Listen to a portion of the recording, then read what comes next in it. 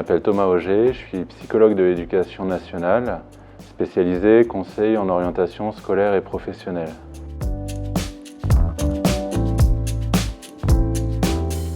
C'est un professionnel qui travaille en établissement scolaire et donc qui a en charge deux versants assez spécifiques dans les parcours scolaires, le versant orientation et il y a le versant prévention du décrochage scolaire.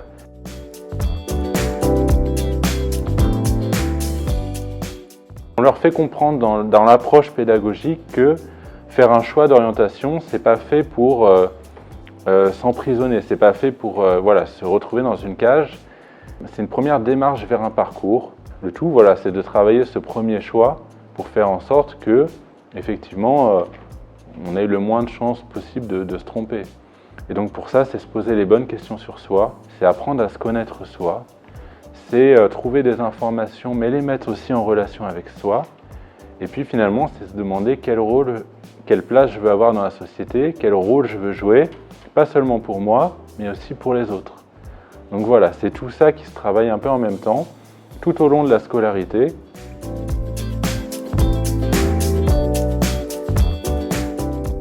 Par exemple, une attitude de refus scolaire, c'est-à-dire finalement je ne fais plus ce qu'on me demande, je défie un peu l'autorité, je montre que je ne travaille pas non plus à la maison, je suis absent. Tous ces signes-là, quand ils commencent à se cumuler ou à se répéter, ça nous donne une indication qu'effectivement la situation devient problématique.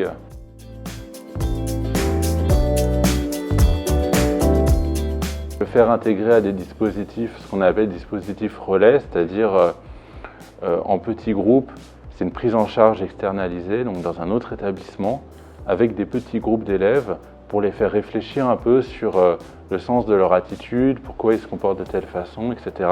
pendant quelques semaines avant de réintégrer l'établissement d'origine. Il y a beaucoup de ressources et des moyens qui existent. Après, il faut parler avec l'élève, en parler avec la famille, puisque s'il n'adhère pas à ça, on ne peut pas être constructif.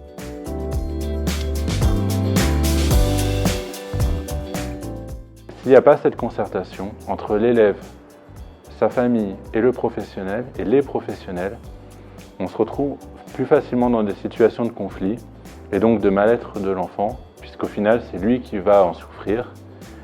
Et du coup, on ne favorise pas sa réussite scolaire et son épanouissement personnel. Donc il faut prendre ces temps de concertation et puis travailler ça tout au long de l'année.